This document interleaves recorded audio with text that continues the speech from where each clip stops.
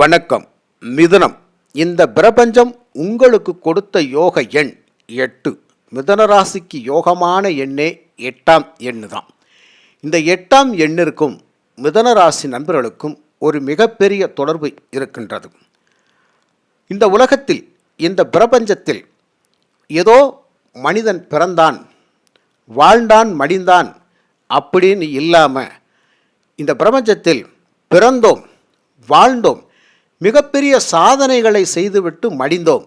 நம்மளுடைய வாழ்க்கையை ஒரு வரலாறு சொல்லணும் அப்படிங்கிற மாதிரி சிந்திக்கக்கூடியவர்கள் இந்த மிதுன ராசி நண்பர்கள். அதனால் இந்த 8ஆம் எண் அப்படிங்கிறது வாழ்க்கையில் நிறைய சுழிவு நெளிவுகளை கற்றுக் கொடுக்கக்கூடிய எண்ணாக இருக்கும். மிதுன ராசி நண்பர்கள் இவர்கள் கடந்து வந்த பாதைகளை பார்த்தால் இப்படித்தான் வளைவும் நெளிவுமாக, மேடும் பள்ளமுமாக, கல்லும் முள்ளுமாக, மரமும் மலையுமாக இருக்கும்.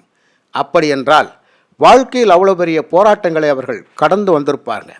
கடைசியில் இந்த 8ஆம் எண் அப்படிங்கிறது எந்த இடத்தில் ஆரம்பமோ அதே இடத்தில் வளர்ச்சி பாதையை நோக்கி போய் முடியும். ஆக மேலே ஆரம்பித்து கீழே வந்து அவர்கள் ரொம்ப கீழே இறங்கி வந்து கஷ்டப்பட்டு உழைத்து வாழ்க்கையில் முன்னேறி எந்த இடத்தில் அவர்கள் தோன்றினார்களோ அதே இடத்திற்கு சென்று வருவார்கள். அப்படிங்கிற மாதிரி இவர்களுடைய புகழ் அப்படிங்கிறது இந்த உலகத்தில் என்றும் மறையாது இருக்கும். அதனால தான் இந்த மிதுன லக்னம், மிதுன ராசியில் பிறந்தவர்கள் இன்றைக்கும் மிகப்பெரிய அறிவியல் வல்லுநர்களாகவும், மிகப்பெரிய ஆன்மீகவாதிகளாகவும், மிகப்பெரிய அரசியல் தலைவர்களாகவும், மிகப்பெரிய கணக்கு ஆய்வாளர்களாகவும், கணித மேதைகளாகவும் இந்த மிதுன லக்னம், மிதுன ராசியில் இருக்கின்றார்கள். மிதுன ராசி எப்போதுமே தன்னுடைய ஆழ் மனதில் நிறைய சிந்தனைகளை உருவாக்கி கொண்டே இருக்கும். எதையாவது நினைத்து சிந்தித்து கொண்டே இருக்கும். இவர்கள் கண்கள் தூங்கினாலும் இவர்கள் உள்ளம் மட்டும் தூங்கவே தூங்காது.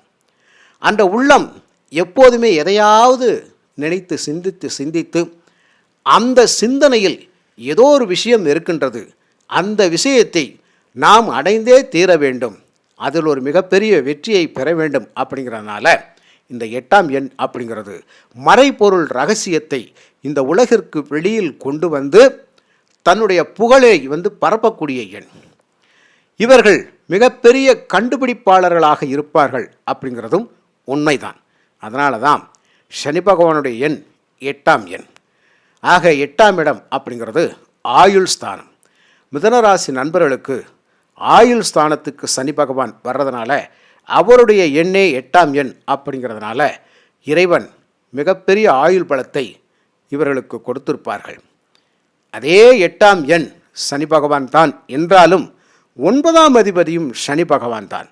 வாழ்க்கையில் எந்த அளவுக்கு கஷ்டப்படுகின்றாயோ அந்த அளவுக்கு உனக்கு வளர்ச்சியையும் தருவேன் அப்படின்னு சொல்கிற மாதிரி அந்த பாக்கியங்களை நான் கொடுத்தே தீர்வேன். அப்படிங்கிறதுனால இந்த சனி பகவானே பாக்கியாதிபதியாக வர்றார். ஆக 8 அப்படிங்கிறது நீ வாழ்க்கையில் கஷ்டப்படு, மிகவும் கஷ்டப்படு. நீ படுகின்ற ஒவ்வொரு கஷ்டமும் உனக்கு ஒரு மிகுந்த சக்தி வாய்ந்த அனுபவ பாடங்களை கொடுக்கும். அந்த அனுபவ பாடங்கள் உனக்கு இறுதியில் அந்த தேர்வை எழுதி நீ வெற்றி பெறுவாய். அதனால தான் வாழ்க்கையில் நீ என்றைக்கா ஒரு நாள் உன்னுடைய புகழ் ஓங்கி நிற்கும். ஆக நீ மறைந்தாலும் உன்னுடைய வரலாறு மறையாது. ஆக வரலாற்று சாதனைகளை செய்து நீ வைத்திருப்பாய். எதிர்கால சந்ததிகள் அந்த வரலாற்றை படித்து உன்னுடைய வாழ்க்கையை தெரிந்து உன்னை பின்தொடர்ந்து வருவார்கள். உன்னை போல் வாழ வேண்டும் என்று ஆசைப்படுவார்கள். அப்படித்தான் இருக்கும். அதனால்தான் இந்த 8ஆம் எண்ணிற்கு இவ்வளவு பெரிய சக்தி இருக்கின்றது. ஆக மிதுனம் ராசி நண்பர்களுக்கு இந்த 8ஆம் எண்ணால் மிகப்பெரிய பேர் அதிர்ஷ்டமும் கிடைக்கக்கூடிய அமைப்பு இருக்கின்றது. ஒரு விதத்தில் சொல்லப்போனால் ஆழ்மனம் ஒன்றை நினைத்து சிந்திக்கும். அந்த ஆழ்மனம் சிந்திக்கின்ற சிந்தனை நமது கண்ணு முன்னே செயல்பாடுகளாக வரும்.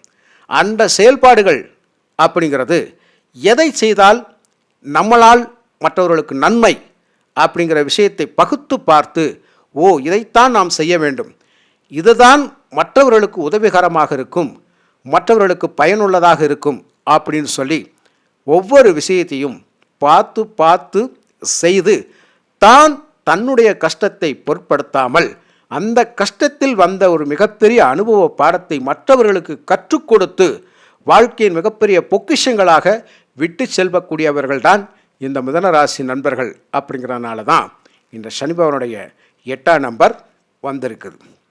அதனால் 8 அப்படிங்கிறது சனி பகவான் என்றால் பாக்கியாதிபதியும் அவர்தான். அப்படிங்கிறதுனால கண்டிப்பாக இந்த 8ஆம் எண் உங்களுக்கு எல்லா விதத்திலையுமே ரொம்ப ரொம்ப பக்கபலமாகத்தான் இருக்கும். மிதன லக்னம் அப்படிங்கிறது புதனை அதிபதியாக கொண்ட வீடு. இந்த மிதன லக்னத்திற்கு 5ஆம் வீடு சுக்கிர பகவானுடைய வீடாக வரும். அப்போது சுக்கிரனும் புதனும் சனி பகவானும் சேர்ந்து விட்டால் வாழ்க்கையில் பொருள் பணம் அப்படிங்கிற ஒரு விஷயத்தை தேடி ஓட வைத்து கொண்டே இருக்கும். கடைசியில் எந்த பொருளை எந்த பணத்தை தேடி நாம் ஓடினோமோ அதை நமக்கே பயன்படாமல் செய்தும் விடும். நமக்கே அது பயன்பெறாமல் போகக்கூடிய அமைப்பும் வந்துவிடும். அந்த பொருள் பணத்தில் ஒரு கட்டத்தில் இவர்கள் பற்றற்று நிற்பார்கள். என்னடா காசு, என்னடா பணம் அப்படிங்கிற நிலைக்கும் தள்ளப்படுவார்கள். அந்த அளவுக்கு இந்த 8ஆம் நம்பர் அப்படிங்கிறது வேலை செய்யும். அதனால் இந்த 8ஆம் எண் அப்படிங்கிறது சக்தி வாய்ந்த எண். 8 அப்படிங்கிற எண் கொடுக்க நினைத்து விட்டால் கோடான கோடி செல்வங்களையும் கொடுத்து விடும். எடுக்க நினைத்து விட்டால் அந்த கோடான கோடி செல்வங்களையும் நம்மிடமிருந்து எடுத்து சென்று விடும். அதனால் இந்த 8ஆம் நம்பர் அப்படிங்கிறது மிதுனராசி மிதுன லக்னத்தில் பிறந்தவர்களுக்கு மிகப்பெரிய யோகத்தை செய்யும். நீங்கள் என்ன விஷயங்கள் என்ன காரியங்கள் செய்தாலும் இந்த சனி பகவானுடைய அமைப்பிலேயே நீங்கள் போய்கொண்டிருந்தால், சனி ஓரை, புதன் ஓரை, சுக்கிர ஓரை, இதன் அமைப்பிலேயே நீங்கள் போயிட்டீங்கன்னா அந்த ஓரை காலத்தை தேர்ந்தெடுத்து நீங்கள் பயணிக்கின்ற பொழுது பல நல்ல விஷயங்கள் அப்படிங்கிறது உங்களால் செய்ய முடியும். பல நல்ல காரியங்கள் செய்ய முடியும். அந்த நீங்கள் செய்கின்ற ஒவ்வொரு செயலும் நன்மையில்தான் முடியும். அதனால் எனக்கு சில விஷயங்களில் நான் சாதிக்க வேண்டும், எனக்கு சில விஷயங்களை சாதகமாக்கி கொள்ள வேண்டும் அப்படின்னு நீங்கள் நினச்சிங்க அப்படின்னு சொன்னால் இந்த 8ஆம் நம்பர் சனி பகவானை பிடிச்சிக்கங்க. சனி பகவான் தான் உங்களுக்கு பாக்கியாதிபதி. சுக்கிர பகவான் அப்படிங்கிறது உங்களுக்கு பூர்வ புண்ணியாதிபதி. ஆக மிதுனராசி நண்பர்களுக்கு ஆக்கப்பூர்வமான சிந்தனைகளும் அறிவுபூர்வமான சிந்தனைகளும் நிறைய இருக்கும். இதை இப்படி செய்தால்தான் நல்லது அப்படின்னு சொல்லி ஒவ்வொரு விஷயத்தையும் பார்த்து பார்த்து செய்யக்கூடியவர்கள் இந்த மிதுனராசி நண்பர்கள். அதனால தான் மனசு என்ன நினைக்கும், இந்த வாழ்க்கையை நல்லா வாழ்ந்து கழிக்கணும் அப்படின்னு சொல்லி ஆசைப்படும். அதற்கு சுக்கிரன் பொறுப்பேற்று வருவார். ஆக கடைசியில் ஆடம்பரம் அப்படிங்கிற ஒரு விஷயத்தை விட்டு விடுவார்கள் அப்படிங்கிறதும் உண்மைதான். ஆக வாழ்கின்ற பொழுது ஆடம்பரத்தின் மீது அதிகமான மோகம் இருக்கும். ஒரு கட்டத்தில் இந்த ஆடம்பர மோகம் அப்படிங்கிறது குறைந்து ஆன்மீகத்தில் ஈடுபாடாக நாம் போய்விடுவோம். அப்போ அந்த ஆன்மீக ஈடுபாடு, மறைப்பொருள் ரகசியம், தெய்வ சக்தி, தெய்வம் எங்கே இருக்கிறது அப்படின்னு சொல்லி அதை தேடி தேடி மனம் ஓடும். இளமை காலத்தில் இந்த உடலும் மனமும் பணம் சொல்லி ஓடி இருக்கும்.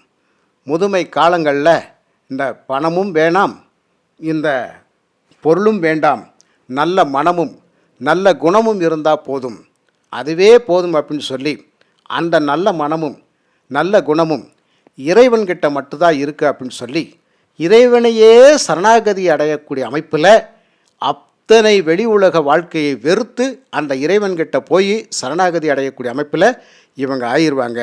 அந்த ஐக்கியத்துக்குள்ளே போயிடுவாங்க. அதனால தான் மிதுனராசி நண்பர்களுக்கு எந்த இடத்தில் நாம் ஆரம்பித்தமோ வாழ்க்கை அதே இடத்தில் போய் முடியும், உயர்வாக முடியும். ஆக ஆரம்பத்தில் நாம் கஷ்டப்பட்டாலும் கூட அந்த இறைவனுடைய பாதங்களை பற்றி பிடிக்கின்ற பொழுது நாம் உயர்ந்த இடத்துக்கு சென்று விடுகின்றோம். இதற்கிடையில் நாம் வாழ்ந்த வாழ்க்கையெல்லாம் பிறருக்காக வாழ்ந்த வாழ்க்கை. மிதுனராசி நண்பர்கள் பிறருக்காக வாழ்ந்தவர்கள். ஒரு சின்ன உதாரணம், நமது தமிழ்நாட்டை ஆண்ட பெண் முதல் அமைச்சர்களில் அம்மா அவர்கள், மாண்புமிகு மறைந்த முன்னாள் முதலமைச்சர் ஜெயலலிதா அவர்கள் இந்த மிதுன லக்னத்தில் தான் பிறந்தார்கள். சிம்ம மகம் நட்சத்திரம் அப்படிங்கிறது அவர்களுடைய ஜென்ம ராசியாக ஜென்ம நட்சத்திரமாக வந்தது. இந்த உலகத்தையே ஆட்டி படைக்கக்கூடிய சக்தியை அவர்கள் பெற்றிருந்தார்கள். உண்மைதான். இந்தியாவின் இரும்பு பெண்மணி அப்படின்னு சொல்கிற அளவுக்கு அவங்கக்கிட்ட ஒரு மாபெரும் சக்தி இருந்துச்சு. ஆனால் தன்னுடைய வாழ்க்கையில் முழுவதுமே பொதுச்சேவை பொதுச்சேவை என்று சொல்லியே வாழ்ந்து தன்னுடைய சொந்த வாழ்க்கையின் சுகதுக்கங்களை அவர்கள் இழந்து விட்டார்கள். இன்றைக்கி அவங்களுடைய வாழ்க்கையை வரலாறு பேசுகிறது. ஆனால் அவர்கள் தன்னுடைய வாழ்க்கையில் இதையெல்லாம் இழந்து பொதுமக்களுக்காக வாழ்ந்தார்கள், பொது சேவை செய்வதற்காக வாழ்ந்தார்கள் அப்படிங்கிற விஷயத்தை மட்டுமே நம்ம எடுத்துக்கலாம். மற்றபடி அரசியல் பேசுகிறோன்னு நினச்சிடாதீங்க. ஒரு உதாரணத்துக்காக இதை நான் சொல்கிறேன். ஆக நீதியின் வழியில் மட்டுமே நடப்பதற்கு இந்த சனி பகவான் மிகப்பெரிய சப்போர்ட் பண்ணுறார் இல்லையா? அதனால தான் 8ஆம் நம்பர் உங்களுக்கு அந்த நீதி தர்மத்தை கற்றுக் கொடுக்கிறது, அதன் வழியாக பயணிக்க வைக்கிறது. அதன் வழியாக போயே மிகப்பெரிய சாதனைகளை நீங்கள் செய்கிறீங்க, மிகப்பெரிய நல்ல விஷயங்களெல்லாம் செய்கிறீங்க. அதனால் உங்களுடைய வரலாறு என்றைக்கும் மறையாதும் மாறாது. இந்த வரலாறு என்றைக்கும் பேசப்படும். ஆக ஒரு சாதாரண மனிதனாக இருந்தாலும் இந்த மிதுன ராசியில் பிறந்திருந்தால் அவரா ரொம்ப நல்ல மனுஷன், அந்த அக்காவா ரொம்ப நல்லவங்க, அந்த பெண்மணியா ரொம்ப நல்லவங்க, அந்த சகோதரியா ரொம்ப நல்லவங்க அப்படின்னு சொல்கிற அளவுக்குத்தான் உங்கள் வாழ்க்கை இருக்கும். அப்படிங்கிறனால தான் இந்த 8ஆம் நம்பர் அப்படிங்கிறது இதுதான் உங்களுக்கு மறைமுகமாக அந்த விஷயத்தை கொடுத்துருக்கு அப்படிங்கிறத சொல்ல வரேன். புரியுதுங்களா? இந்த 8ஆம் நம்பர் தான் இவ்வளோ பெரிய விஷயத்தை உங்களுக்கு கொடுத்துருக்குது.